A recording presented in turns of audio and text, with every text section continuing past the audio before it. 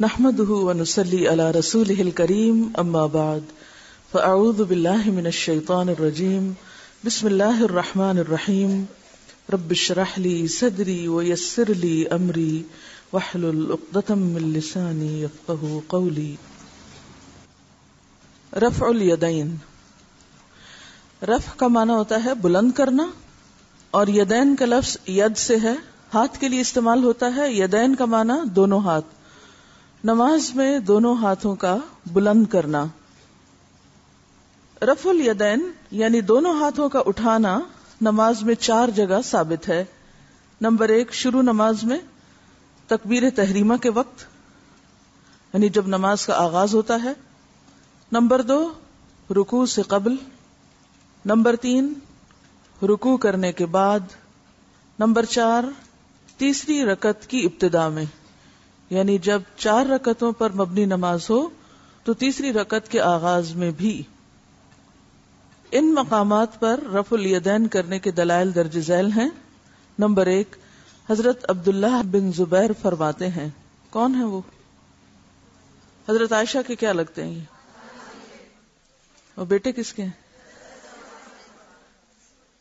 حضرت عبداللہ بن زبیر رضی اللہ عنہ فرماتے ہیں صلیت خلف ابی بکر الصدیق رضی اللہ عنہ فکان یرفع یدیہ اذا افتتح الصلاة واذا رکع واذا رفع رأسه من الرکوع وقال ابو بکر صلیت خلف رسول اللہ صلی اللہ علیہ وسلم فکان یرفع یدیہ اذا افتتح الصلاة وَإِذَا رَكَعَ وَإِذَا رَفَعَ رَأْسَهُ مِنَ الرُّكُوعِ. میں نے ابو بکر صدیق رضی اللہ عنہ کے پیچھے نماز پڑھی. وہ نماز کے شروع میں اور رکوع سے پہلے، اور جب رکوع سے سر اٹھاتے تو اپنے دونوں ہاتھ کندھوں تک اٹھاتے تھے اور کہتے تھے کہ رسول اللہ صلی اللہ علیہ وسلم بھی نماز کے شروع میں، رکوع سے پہلے اور رکوع سے سر اٹھانے کے بعد اسی طرح رفع الیدین کیا کرتے تھے. نمبر 2 حضرت عمر فاروق رضی اللہ عنہ نے ایک مرتبہ لوگوں کو نماز کا طریقہ بتانے کا ارادہ کیا تو قبلہ رخ ہو کر کھڑے ہو گئے، دونوں ہاتھوں کو کندھوں تک اٹھایا، پھر اللہ اکبر کہا، پھر رکوع کیا اور اسی طرح ہاتھوں کو بلند کیا اور رکوع سے سر اٹھا کر بھی رفع الیدین کیا. نمبر 3 حضرت علی رضی اللہ عنہ فرماتے ہیں کہ رسول اللہ صلی اللہ علیہ وسلم نماز کے شروع میں، رکوع میں جانے سے پہلے اور رکوع سے سر اٹھانے کے بعد اور 2 رکعتیں پڑھ کر کھڑا ہوتے وقت رفع الیدین کیا کرتے تھے. نمبر 4 حضرت عبداللہ بن عمر رضی اللہ عنہ فرماتے ہیں رسول اللہ صلی اللہ علیہ وسلم شروع نماز میں، رکوع سے پہلے اور رکوع کے بعد اپنے دونوں ہاتھ کندھوں تک اٹھایا کرتے تھے. حضرت عبداللہ بن عمر رضی اللہ عنہ خود بھی شروع نماز میں، رکوع سے پہلے، رکوع کے بعد اور 2 رکعتیں پڑھ کر کھڑا ہوتے وقت رفع الیدین کیا کرتے تھے اور فرمایا کرتے تھے کہ رسول اللہ صلی اللہ علیہ وسلم بھی اسی طرح کیا کرتے تھے. یعنی آپ خود بھی کرتے اور ساتھ آپ کا طریقہ بھی بتاتے. امام بخاری کے استاد علی ابن المدینی فرماتے ہیں کہ حدیث ابن عمر رضی اللہ عنہ کی بنا پر مسلمانوں پر رفع الیدین کرنا ضروری ہے. امام بخاری نے الگ سے بھی ان احادیث کو ایک جگہ جمع کیا ہے. نمبر 5 حضرت مالک بن حویرث رضی اللہ عنہ شروع نماز میں رفع الیدین کرتے، پھر جب رکوع کرتے تو رفع الیدین کرتے، اور جب رکوع سے سر اٹھاتے تو رفع الیدین کرتے، اور یہ فرماتے تھے کہ رسول اللہ صلی اللہ علیہ وسلم بھی اسی طرح کیا کرتے تھے. نمبر 6 حضرت وائل بن حجر رضی اللہ عنہ فرماتے ہیں میں نے نبی اکرم صلی اللہ علیہ وسلم کو دیکھا جب آپ نماز شروع کرتے تو اللہ اکبر کہتے اور اپنے دونوں ہاتھ اٹھاتے، پھر اپنے ہاتھ کپڑے میں ڈھانک لیتے، پھر دایاں ہاتھ بائیں ہاتھ پر رکھتے، جب رکوع کرنے لگتے تو کپڑوں سے ہاتھ باہر نکالتے، اللہ اکبر کہتے اور رفع الیدین کرتے، جب رکوع سے اٹھتے تو سمع اللہ لمن حمدہ کہتے اور رفع الیدین کرتے. حضرت وائل بن حجر رضی اللہ عنہ 9 ہجری اور 10 ہجری میں رسول اللہ صلی اللہ علیہ وسلم کے پاس آئے۔ اس سے ثابت ہوا کہ رسول اللہ صلی اللہ علیہ وسلم 10 ہجری تک رفع الیدین کرتے تھے۔ 11 ہجری میں نبی صلی اللہ علیہ وسلم نے وفات پائی، لہذا آخر عمر تک رفع الیدین کرنا ثابت ہوا۔ نمبر 7، حضرت ابو حمید ساعدی رضی اللہ عنہ نے صحابہ کرام رضی اللہ عنہم کے ایک مجمع میں بیان کیا، یعنی لارج نمبر آف پیپل کے سامنے، کہ رسول اللہ صلی اللہ علیہ وسلم جب نماز شروع کرتے، جب رکوع میں جاتے، جب رکوع سے سر اٹھاتے، جب 2 رکعتیں پڑھ کر کھڑے ہوتے تو رفع الیدین کرتے تھے۔ تمام صحابہ نے کہا، تم سچ بیان کرتے ہو، رسول اللہ صلی اللہ علیہ وسلم اسی طرح نماز پڑھتے تھے۔ امام ابن خزیمہ اس حدیث کو روایت کرنے کے بعد فرماتے ہیں کہ میں نے محمد ابن یحییٰ کو یہ کہتے ہوئے سنا کہ جو شخص حدیث ابو حمید سننے کے باوجود رکوع میں جاتے اور اس سے سر اٹھاتے وقت رفع الیدین نہیں کرتا تو اس کی نماز ناقص ہوگی۔ حضرت ابو موسیٰ اشعری رضی اللہ عنہ نے ایک دن لوگوں سے فرمایا، کیا میں تمہیں رسول اللہ صلی اللہ علیہ وسلم کی نماز نہ بتاؤں؟ یہ کہہ کر انہوں نے نماز پڑھی، جب تکبیر تحریمہ کہی تو رفع الیدین کیا، پھر جب رکوع کیا تو رفع الیدین کیا اور تکبیر کہی، پھر سمع اللہ لمن حمدہ کہہ کر دونوں ہاتھ کندھوں تک اٹھائے، پھر فرمایا اسی طرح کیا کرو۔ نمبر 9، حضرت ابو ہریرہ رضی اللہ عنہ فرماتے ہیں کہ رسول اللہ صلی اللہ علیہ وسلم شروع نماز میں رکوع سے پہلے اور رکوع کے بعد اپنے دونوں ہاتھ کندھوں تک اٹھایا کرتے تھے۔ نمبر 10، حضرت جابر رضی اللہ عنہ جب نماز شروع کرتے، جب رکوع کرتے اور جب رکوع سے سر اٹھاتے تو رفع الیدین کرتے اور فرماتے تھے کہ رسول اللہ صلی اللہ علیہ وسلم بھی اسی طرح کیا کرتے تھے۔ تو یہ 10 روایات یا 10 صحابہ کرام سے جو مختلف روایات ہیں یہ ثابت کرتی ہیں کہ نماز میں نبی صلی اللہ علیہ وسلم کا جو طریقہ تھا اس میں رفع الیدین پایا جاتا ہے۔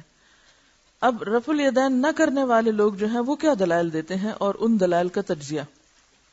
جن احادیث سے رفع الیدین نہ کرنے کی دلیل لی جاتی ہے ان کا مختصر تجزیہ ملاحظہ فرمائیں۔ پہلی حدیث، حضرت جابر بن سمرہ رضی اللہ عنہ بیان کرتے ہیں کہ رسول اللہ صلی اللہ علیہ وسلم نے فرمایا، کیا بات ہے کہ میں تم کو اس طرح ہاتھ اٹھاتے دیکھتا ہوں گویا کہ وہ سرکش گھوڑوں کی دمیں ہیں، نماز میں سکون اختیار کرو۔ اس حدیث میں اس مقام کا ذکر نہیں جس پر صحابہ ہاتھ اٹھا رہے تھے، یعنی وہ وقت نہیں معلوم کہ کب ہاتھ اٹھا رہے تھے، اور آپ صلی اللہ علیہ وسلم نے انہیں منع فرمایا۔ جابر بن سمرہ ہی سے صحیح مسلم میں اسی حدیث سے متصل 2 روایات اور بھی ہیں جو بات کو پوری طرح واضح کر دیتی ہیں۔ نمبر 1، حضرت جابر بن سمرہ رضی اللہ عنہ فرماتے ہیں، رسول اللہ صلی اللہ علیہ وسلم کے ساتھ جب ہم نماز پڑھتے تو نماز کے خاتمے پر دائیں بائیں السلام علیکم ورحمۃ اللہ کہتے ہوئے ہاتھ سے اشارہ بھی کرتے تھے۔ یہ دیکھ کر آپ نے فرمایا، تم اپنے ہاتھ سے اس طرح اشارہ کرتے ہو جیسے شریر گھوڑوں کی دمیں ہلتی ہیں، تمہیں یہی کافی ہے کہ تم قاعدہ میں اپنی رانوں پر ہاتھ رکھے ہوئے دائیں اور بائیں منہ موڑ کر السلام علیکم ورحمۃ اللہ کہو۔ یعنی آخری مرتبہ جب سلام پھیرا جاتا ہے تو اس وقت ہاتھ مت اٹھاؤ بلکہ ہاتھ رکھے ہوئے ہی سلام کرو۔ حضرت جابر بن سمرہ ہی کا بیان ہے، ہم رسول اللہ صلی اللہ علیہ وسلم کے ساتھ نماز کے خاتمے پر السلام علیکم ورحمۃ اللہ کہتے ہوئے ہاتھ سے اشارہ بھی کرتے تھے۔ یہ دیکھ کر آپ نے فرمایا، تمہیں کیا ہو گیا ہے کہ تم اپنے ہاتھوں سے اس طرح اشارہ کرتے ہو گویا وہ شریر گھوڑوں کی دمیں ہیں، تم نماز کے خاتمے پر صرف زبان سے السلام علیکم ورحمۃ اللہ کہو اور ہاتھ سے اشارہ نہ کرو۔ امام نووی رحمۃ اللہ علیہ المجموع میں فرماتے ہیں، جابر بن سمرہ کی اس روایت میں رکوع میں جاتے اور اٹھتے وقت رفع الیدین نہ کرنے کی دلیل لینا عجیب بات اور سنت سے جہالت کی قبیح بدترین قسم ہے، کیونکہ یہ حدیث رکوع کو جاتے اور اٹھتے وقت کے رفع الیدین کے بارے میں نہیں ہے، بلکہ تشہد میں سلام کے وقت دونوں جانب ہاتھ سے اشارہ کرنے کی ممانعت ہے، یعنی ادھر اور ادھر۔ محدثین اور جن کو محدثین کے ساتھ تھوڑا سا بھی تعلق ہے ان کے درمیان اس بارے میں کوئی اختلاف نہیں۔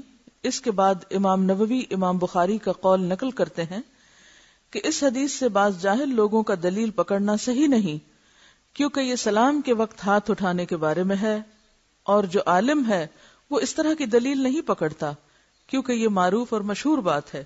یعنی صحیح مسلم میں یہ روایات موجود ہیں، کوئی ڈھکی چھپی بات نہیں، اس میں کسی قسم کا اختلاف نہیں.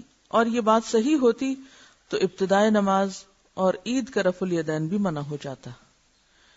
یعنی اگر اس سے مراد رکوع پہ جاتے اور اٹھتے وقت کا رفع الیدین تھا تو پھر شروع میں جب اللہ اکبر کہا جاتا ہے اس کو بھی روک دیا جاتا ہے، یا پھر عیدین میں جو نماز پڑھی جاتی ہے اس میں تکبیروں کے ساتھ ہاتھ اٹھائے جاتے ہیں تو وہ بھی روک دیا جاتا.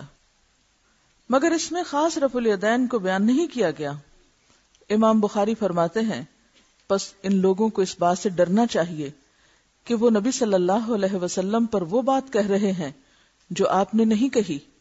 یعنی اس حدیث سے یہ دلیل پکڑنا کہ اس سے مراد رکوع میں جاتے اور اٹھتے وقت کا رفع الیدین ہے تو یہ غلط استدلال ہے، اور لوگوں کو خدا سے ڈرنا چاہیے کہ وہ آپ کی بات کو کس طرح انٹرپریٹ کر رہے ہیں. کیونکہ اللہ تعالیٰ فرماتا ہے فَلْيَحْذَرِ الَّذِينَ يُخَالِفُونَ عَنْ أَمْرِهِ أَن تُصِيبَهُمْ فِتْنَةٌ أَوْ يُصِيبَهُمْ عَذَابٌ أَلِيمٌ. پس ان لوگوں کو جو نبی صلی اللہ علیہ وسلم کی مخالفت کرتے ہیں اس بات سے ڈرنا چاہیے کہ انہیں دنیا میں کوئی فتنہ یا آخرت میں دردناک عذاب پہنچے.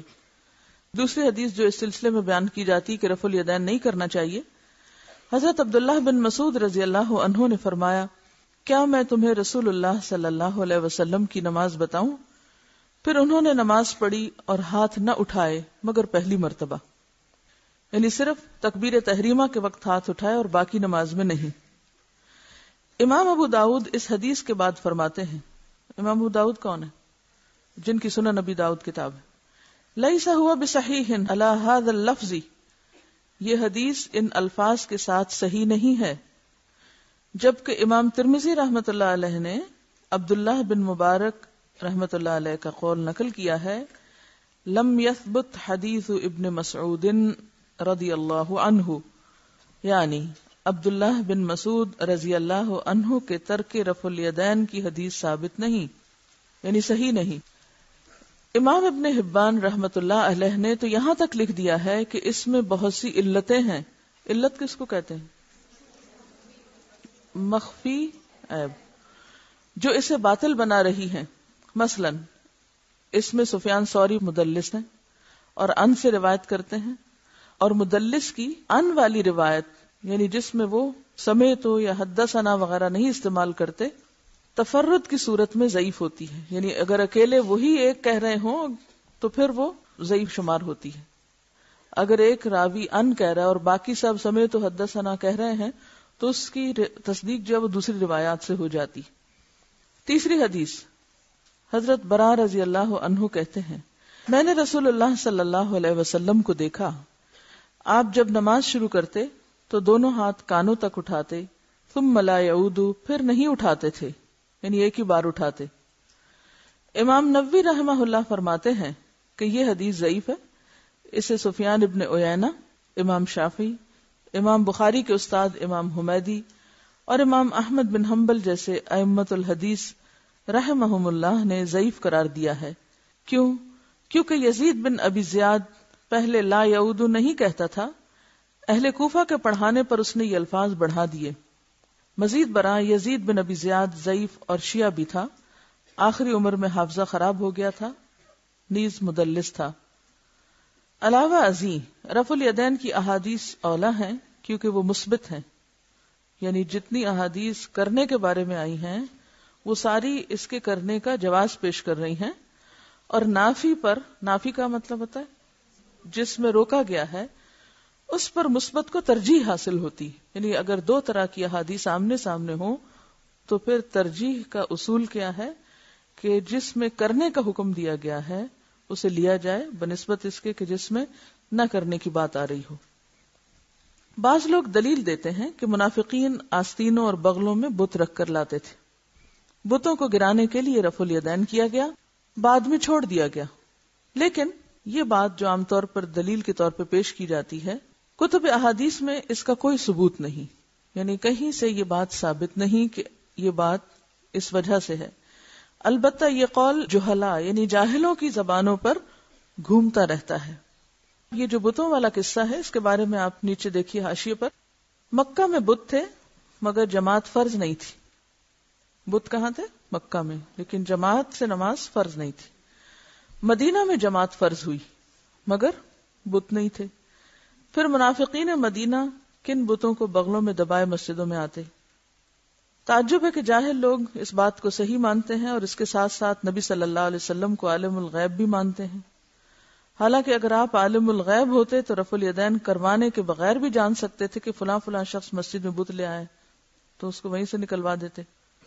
بت ہی گرانے تھے تو یہ تکبیر تحریمہ کہتے وقت، یعنی پہلے ہی اللہ اکبر جس سے نماز کا آغاز ہوتا ہے تو وہی کافی تھی، یعنی اس سے بھی مقصد تو حل ہو جاتا. اور اسی طرح رکوع اور سجود کے دوران بھی کر سکتے تھے. یعنی اگر بت تکبیر تحریمہ میں نہ بھی گریں تو دوسری دفعہ رفع الیدین کی ضرورت نہیں تھی. جو شخص رکوع کرے وہ بغل میں کچھ دبا ہی نہیں سکتا، اور اگر اس وقت کامیاب ہو گیا تو سجدے میں جا کے کم از کم کچھ بھی نہیں چھپا سکتا. اور پھر منافقین بھی کس قدر بے وقوف تھے کہ بت جیبوں میں بھر لانے کی بجائے بغلوں میں دبا کے لاتے. اور پھر یہ بھی کہیں سے نہیں پتا چلتا کہ اگر رفع الیدین کے دوران منافقین کی بغلوں سے بت گرے تھے تو پھر آپ نے انہیں کیا سزا دی یا اس پر کیا حکم جاری کیا. یہ ساری کہانی من گھڑت ہے، اس کی کوئی حقیقت نہیں. یہ بھی دلیل دی جاتی ہے کہ ابن زبیر رضی اللہ عنہ کہتے ہیں کہ رسول اللہ صلی اللہ علیہ وسلم نے رفع الیدین کیا تھا اور بعد میں چھوڑ دیا، یعنی اسے منسوخ بتاتے ہیں. نصب الرایا کا حوالہ ہے اس بات کے لیے، لیکن یہ روایت بھی مرسل اور ضعیف ہے. تحقیق تو یہ ہے کہ مسئلہ رفع الیدین میں نسخ ہوا ہی نہیں، کیونکہ نسخ ہمیشہ وہاں ہوتا ہے جہاں نمبر 1 دو حدیثیں آپس میں ٹکراتی ہوں. یعنی ناسخ و منسوخ کا قاعدہ کیا ہے؟ جہاں دو حدیثیں آپس میں ٹکراتی ہوں. نمبر 2 دونوں مقبول ہوں، یعنی دونوں قابل قبول ہوں. نمبر 3 ان کا کوئی مشترکہ مفہوم نہ نکلتا ہو، یعنی بالکل ایک دوسرے سے کنٹرڈکٹ کر رہی. نمبر 4 دلائل سے ثابت ہو جائے کہ ان دونوں میں سے فلاں پہلے دور کی ہے اور فلاں بعد میں ارشاد فرمائی ہے. یعنی صرف ایک حدیث کو دوسرے کا ناسخ نہیں قرار دیا جا سکتا جب تک کہ یہ ثابت نہ ہو دیگر دلائل سے کہ کون سی بات پہلے کی ہے اور کون سی بعد کی. تب بعد والی حدیث پہلی حدیث کو منسوخ کر دیتی ہے. مگر یہاں رفع الیدین کرنے کی احادیث زیادہ بھی ہیں، صحیح ترین بھی ہیں. اب اس میں آپ دیکھیے کہ حضرت ابوبکر بھی ہیں، حضرت عمر بھی ہیں، حضرت علی بھی ہیں، حضرت عبداللہ بن عمر بھی ہیں، حضرت جابر بھی، قریبی صحابہ ہیں سب. جبکہ نہ کرنے کی احادیث کم بھی ہیں اور کمزور بھی، یعنی صحیح کے درجے کو بھی نہیں پہنچتی. اب نہ تو مقبول اور مردود احادیث کا مشترکہ مفہوم اخذ کرنا جائز ہے، نہ ہی مردود احادیث سے مقبول احادیث کو منسوخ کیا جا سکتا ہے. سب سیدھے ہو کے بیٹھے اسٹریٹ. دیکھیے اگر آپ کو آرام کرنا ہو تو آپ گھر میں رہ سکتے ہیں. یہاں تک تکلیف اٹھا کے ایک شخص جو اندر بیٹھنا چاہتا ہے اس کی جگہ آپ نے لے لی اور اس کو باہر بٹھا دیا جو توجہ سے سن رہا ہے، اور آپ اندر بیٹھ کے نہیں سن رہے، تو کیا فائدہ یہاں آنے کا؟ میں نے آپ سب سے کیا کہا ہوا ہے، کیا کیا کریں؟ کسی کو یاد نہیں؟ قرآن میں کیا پڑھا تھا؟ وَالصَّاحِبِ، اس کا کوئی حق ہے؟ کیا حق ہے اس کا؟ آپ کے ساتھیوں کا آپ پر حق ہے. لہذا اب سونے والے کو نہیں پکڑا جائے گا، اس کے ساتھی کو پکڑا جائے گا، کیونکہ اس نے حق ادا نہیں کیا. جب بھی آپ دیکھیں کہ آپ کے ساتھ والا شخص جو ہے وہ پین چھوڑ بیٹھا ہے، پین چھوڑ دیا اس نے، یا اس کی انگلی نہیں ہل رہی، کتاب کے ساتھ ساتھ آگے نہیں جا رہی، تو فوراً قرآن کے حکم کے مطابق احسان کریں اپنے ساتھی پر. اور کیا کریں؟ اس کو جگائیں، اس کو ہلائیں. مجھے معلوم ہے رش کی وجہ سے سانس نہیں آتا پوری طرح اور پھر آکسیجن کم ہوتی ہے تو خود بخود دماغ سونے لگتا ہے.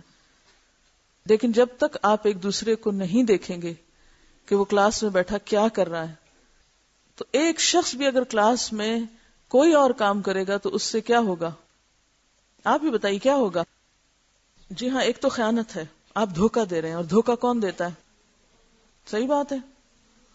یخادعون اللہ والذین آمنوا. پہلے تو مجھے بتائیے منافقین کی صفت ہے یہ؟ کیا کرتے ہیں وہ؟ بظاہر وہ یہ بتا رہے ہوتے ہیں کہ ہم کلاس کے اندر ہیں، ہم پڑھنے آئے ہیں، ہم پڑھ رہے ہیں، گھر والوں کو بھی یہی بتا کے آتے ہیں نا، استادوں کو بھی یہی بتا رہے ہیں، ساتھ والے کو بھی یہی پتا ہے کہ یہ پڑھنے کے لیے آئے ہوئے ہیں، لیکن وہ یہاں بیٹھ کر اگر کچھ اور کر رہے ہیں تو وہ کس کس کو دھوکہ دے رہے ہیں؟ ان سب کو دے رہے ہیں۔ تو جو شخص یہ سمجھتا ہے کہ وہ دھوکہ دے کے بھی سچا مومن ہے تو وہ غلط فہمی کا شکار ہے، اس کے ایمان میں خلل ہے، اور ایمان کا خلل کوئی معمولی چیز نہیں ہے۔ تو اگر آپ یہاں بیٹھ کر کچھ بھی اور کر رہی ہیں، اس روز مجھے کسی نے بتایا کہ کوئی شخص پیچھے سورۃ کہف پڑھ رہا تھا فقہ کی کلاس میں، حتیٰ کہ کوئی لسنر بھی اگر یہاں آ کر بیٹھے تو اس کا فرض یہ بنتا ہے کہ وہ صرف پھر کلاس اٹینڈ کرے، اور اگر اس کو نہیں پڑھنا کچھ اور کرنا تو وہ کمرے سے باہر نکل جائے، وہ باہر جا کے کرے، لیکن جب تک آپ اندر ہیں تو آپ کو وہی کرنا ہے جو آپ کو کروایا جا رہا ہے۔ سورۃ کہف پڑھنا بھی اس وقت ثواب کا باعث نہیں ہے۔ تو امانت کا تقاضا کیا ہے کہ جس چیز کے لیے آپ یہاں بیٹھے ہیں وہی کریں، اس کے علاوہ کچھ اور نہیں کریں، اور اس کے لیے ایک دوسرے پر نظر رکھیں۔ جب تک آپ ایک دوسرے پر نظر نہیں رکھیں گے تو ایک شخص بھی غلط کام کرے گا، وہ سب کی بدنامی کا سبب بنے گا۔ ایک شخص بھی یہاں آ کر نہیں پڑھتا، نہیں سیکھتا، نہیں سمجھتا اور غلط کام کرتا ہے تو وہ کیا صرف اپنے آپ کو نقصان دے رہا ہے یا آپ سب کو بھی دے رہا ہے؟ آپ سب کی شہرت کو بھی نقصان ہو رہا ہے۔ جب لوگ یہ کہتے ہیں کہ دین پڑھے ہوئے لوگ یہ کرتے ہیں تو آپ اپنے آپ کو بچا سکتے ہیں اس میں سے؟ بتائیے نا، نہیں بچا سکتے۔ تو دونوں طرح سے اپنے اوپر احسان کریں۔ ایک تو آپ کے اوپر اللہ کی طرف سے ذمہ داری ہے کہ اپنے ساتھ والوں کو دیکھیں، ساتھی کا، ساتھ بیٹھنے والے کا حق ادا کریں، اور دوسری کیا بات ہے؟ اپنی عزت، دین کی عزت کی خاطر جو شخص کو غلط کام کرتا ہوا دیکھیں آپ اس کو روکیں۔ بنی اسرائیل پہ لعنت کیوں کی گئی تھی؟ وہ ایک دوسرے کو برائی سے روکتے نہیں تھے۔ اپنے اوپر لے کر دیکھیں، آپ پھر رحمت کے مستحق ہیں اگر آپ کسی کو دیکھیں غلط کام کرتے ہوئے اور پھر اسے روکے نہیں۔ ہم میں سے بہت سے لوگ صرف شکایت لگانا اپنا کام سمجھتے ہیں، یعنی بہت نیکی کا کام سمجھتے ہیں کہ انہوں نے شکایت لگا دی بس جا کے، حالانکہ شکایت لگانا کیا ہے؟ کیا شکایت لگانا درست کام ہے؟ کیا شکایت سے اصلاح ہوتی ہے؟ کیا شکایت لگانے سے آپ کا فرض ادا ہو جاتا ہے؟ کیونکہ کچھ لوگ یہ سمجھتے ہیں کہ اگر وہ بس شکایت لگا دیں گے، جا کے پہنچا دیں گے، ان کا فرض ادا ہو گیا۔ کیا ادا ہو گیا؟ نہیں ادا ہوا۔ سب سے پہلے انہیں خود اس کو دور کرنے کی کوشش کرنی ہے۔ کیا اتنا خوبصورت اصول جو اسلام نے دیا ہے، اس کے بغیر معاشرے کی اصلاح اور صفائی کا کوئی طریقہ ہو سکتا ہے؟ نہیں۔ ایک کلاس میں ایک استاد کے بیٹھ کر لیکچر دینے سے اصلاح اور تربیت نہیں ہوا کرتی جب تک آپ سب اس ذمہ داری کو قبول نہ کریں۔ ہر ایک دوسرے کے اوپر اس لحاظ سے ضرور نظر رکھے کہ وہ اپنے مقصد سے غافل تو نہیں ہو رہا، اور اگر ہو رہا ہے تو سنجیدگی اور خیرخواہی کے ساتھ خود سمجھائیں، نہ کہ آ کے مجھے شکایت لگائیں یا لکھ کے بھیجیں کہ فلاں یہ کر رہا اور فلاں وہ۔ میرے لیے اس سے زیادہ تکلیف کی کوئی بات نہیں ہوتی کہ کوئی میرے اسٹوڈنٹ جن سب کو میں اپنی بیٹیوں کی طرح سمجھتی ہوں یا بہنوں کی طرح، کہ مجھے ان کے بارے میں کوئی آ کے کوئی شکایت لگائے۔ سخت تکلیف ہوتی ہے، میں سننا ہی نہیں چاہتی۔ میں چاہتی ہوں میرا دل ہر ایک کے لیے اچھا ہو تاکہ میں پوری محبت اور خلوص سے دے سکوں۔ تو نہ مجھے اذیت پہنچائیں اور نہ اپنے اعمال برباد کریں شکایتیں لگا کے، بلکہ اس کے برعکس جو آپ کے اوپر فریضہ ہے امر بالمعروف اور نہی عن المنکر کا، اس کو استعمال کریں اور خود روکنے کی کوشش کریں۔ اپنی نگاہوں میں اتنی قوت پیدا کریں کہ آپ کسی برائی کو دیکھیں اور وہ وہاں ٹک نہ سکے۔ اور جب تک آپ میں سے ہر ایک شخص یہ طریقہ نہیں سیکھے گا، اصلاح کا کام ہو ہی نہیں سکتا۔ ہم نے یہ سمجھ رکھا ہے دین پھیلانا وہ مسجد والوں کا کام ہے، امر بالمعروف وہ چند الہدا کی استانیوں کا کام ہے، اور ہم تو طالب علم ہیں، بس ہمارا تو فرض نہیں۔ ہر ایک کا فرض ہے، ہر ایک کا فرض ہے۔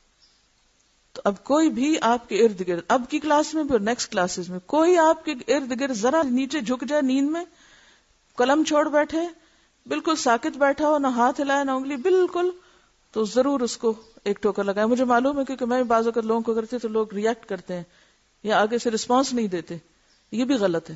یہ بھی جواباً اس شخص کو کیا چاہیے کہ وہ تھوڑا سا اس کو رسپانس دے، کیا میں جاگ رہا ہوں، تم میری خیر خواہی کر رہے ہو، ٹھیک ہے، شکریہ۔ عام طور پر ایسی خیر خواہی کرنے والوں کے ساتھ کیا کیا جاتا ہے، یعنی اگر ہلائیں بھی تو ہل کے نہیں دیتے، بعض اوقات تو کہتے ہیں چھوڑ دو، ہلاؤ بھی مت۔ کیونکہ میرے آس پاس جو لوگ یہاں نیچے بیٹھتے ہیں تو بعض اوقات وہ قلم چھوڑ کے بیٹھے ہوتے ہیں، یہ بہت جھک جاتے ہیں، تو میں ساتھ والوں کو اشارہ کرتی ہوں ہلاؤ ان کو، تو بچی بیچاری جو ہلاتی ہے تو وہ ایسے ہاتھ جھٹک رہی ہوتی ہے، مت ہلاؤ. ایسے موقع پہ یہی اخلاق ہے؟ کیا یہ اخلاق ہے؟ کیا اخلاق ہے کہ اگر کوئی ہمیں چلے اس کی بھول صحیح، اس کی غلطی صحیح، وہ بھول کے ہلا رہا ہے، کیا کرنا چاہیے؟ سر ہلا دینا چاہیے، ٹھیک ہے جزاک اللہ. ہمیں تو اپنی خیرخواہی کرنے والے بھی اچھے نہیں لگتے، کیونکہ سب سے بڑی دشمنی تو ہم اپنے ساتھ خود کر رہے ہیں. تو بات یہ ہے کہ ضعیف احادیث سے صحیح احادیث کو منسوخ نہیں کر سکتے، کمزور احادیث سے، ویک احادیث سے، ایسی احادیث سے جن میں علت ہو، صحیح ترین احادیث کو منسوخ کرنا درست نہیں. اگر بفرض محال اس مسئلے میں نسخ کا دعویٰ تسلیم کر لیا جائے تو بھی قرائن شہادت دیتے ہیں کہ رفع الیدین کرنا منسوخ نہیں بلکہ نہ کرنا منسوخ ہے. کیونکہ نمبر 1، صحابہ کرام نے حیات طیبہ کے آخری حصے 9 ہجری اور 10 ہجری میں نبی اکرم صلی اللہ علیہ وسلم سے رفع الیدین کرنا روایت کیا ہے. منسوخ کیوں نہیں؟ کیونکہ آخری دور کی روایت ہے. نمبر 2، صحابہ کرام عہد نبوت کے بعد بھی رفع الیدین کے قائل اور فاعل رہے. قائل کا معنی بتانے والے، اور فاعل یعنی خود کرنے والے. کون سی دلیل ہے اس میں؟ عبداللہ بن عمر وغیرہ کی اور دیگر جو پیچھے آپ نے پڑھی. تیسری بات، کہا جاتا ہے کہ چاروں ائمہ برحق ہیں. اگر ایسا ہی ہے تو ان 4 میں سے 3 رفع الیدین کے قائل ہیں. نمبر 4، جن محدثین کرام نے رفع الیدین کی احادیث کو اپنے مختلف مقبول سندوں کے ساتھ روایت کیا ہے، ان میں سے کسی نے یہ تبصرہ نہیں کیا کہ رفع الیدین منسوخ ہے. اس سے پتہ چلتا ہے کہ صحابہ اور تابعین اور فقہاء اور محدثین رحمہم اللہ کے نزدیک رفع الیدین منسوخ نہیں بلکہ سنت نبوی ہے. اور ظاہر ہے کہ سنت چھوڑنے کے لیے نہیں ہوتی، اپنانے کے لیے ہوتی ہے. اب جو شخص ایک غیر معصوم امتی کے عمل کو سنت نبوی پہ ترجیح دیتا ہے اور سنت کو جان بوجھ کے چھوڑے ہوئے ہے، اسے حب رسول کا دعویٰ کرنا جچتا نہیں. یعنی ساتھ ہی یہ بھی کہے کہ مجھے اللہ کے رسول صلی اللہ علیہ وسلم سے بہت محبت ہے، اور پھر آپ کے عمل پر کسی دوسرے کے عمل کو ترجیح دے، تو پھر یہ محبت کس درجے کی محبت ہے؟ اسی طرح اس سلسلے میں ایک اور روایت بھی پیش کی جاتی ہے کہ عبداللہ بن مسعود نے فرمایا، میں نے رسول اللہ صلی اللہ علیہ وسلم اور ابو بکر اور عمر کے ساتھ نماز پڑھی، یہ لوگ شروع نماز کے علاوہ ہاتھ نہیں اٹھاتے تھے. یعنی یہ روایت بھی آتی ہے. امام بہقی اور دارقطنی لکھتے ہیں کہ اس کا راوی محمد بن جابر ضعیف ہے، بلکہ بعض علماء ابن جوزی اور ابن تیمیہ وغیرہ نے اسے موضوع کہا ہے. یعنی یہ روایت ابن مسعود کی بیان کردہ نہیں بلکہ کسی نے خود تراش کر ان کی طرف منسوب کر دی ہے، لہذا ایسی روایات پیش کرنا بھی جائز نہیں. خلاصہ، رفع الیدین کی احادیث بکثرت اور صحیح ترین اسناد سے مروی ہیں. عدم رفع الیدین کی احادیث مانن یا سندن ثابت نہیں. امام بخاری لکھتے ہیں کہ اہل علم کے نزدیک کسی ایک صحابی سے بھی عدم رفع الیدین ثابت نہیں. یعنی اہل علم اور محققین کے نزدیک کوئی ایک صحابی بھی ایسے نہیں کہ جن سے یہ صحیح حدیث سے ثابت ہو کہ انہوں نے رفع الیدین نہیں کیا تھا. بہرحال یہ مسئلہ ان مسائل میں سے بن گیا ہے کہ جس پر بہت لے دے ہوتی ہے، اور سارا جھگڑا یہیں سے شروع ہو جاتا ہے کہ کسی کو نماز میں ہاتھ اٹھاتے اگر دیکھ لیا جائے تو فوراً تبصرے اور بہت کچھ شروع ہو جاتا ہے. تو ایسی صورت میں کوئی بھی کام نہ تو کسی کی ضد میں کرنا چاہیے، نہ کسی کی حمایت میں اور نہ کسی کی مخالفت میں. کسی بھی کام کو کرنے کے لیے سب سے پہلے آپ کا اپنا شرح صدر ضروری ہے. اگر آپ کا شرح صدر ہو تو دوسروں کو قائل کرنا آپ پہ فرض نہیں. آپ اپنا عمل تو جاری رکھیں، لیکن اس بات میں نہ پڑیں کہ دوسرے کیوں قائل نہیں ہو رہے. ظاہر ہے کہ جس طرح آپ نے علوم الحدیث پڑھا اور اس میں احادیث کی قسمیں پڑھی، اور پھر استنباط کے طریقے پڑھے، اور پھر علماء کرام اور فقہاء اعظام کے جو طریقہ استدلال تھا یا طریقہ استنباط تھا اس کو بھی آپ نے پڑھا، اور وہ چیزیں بھی مختصراً آپ کے سامنے تھی. یہ تمام چیزیں عوام الناس کے سامنے نہیں ہوتی. لہٰذا اگر آپ دین کی تبلیغ اور اشاعت اس مقدس فریضے سے شروع کریں کہ انہی مسائل پہ لوگوں کے ساتھ جھگڑا شروع کر دیں، تو یہ طریقہ درست نہ ہوگا.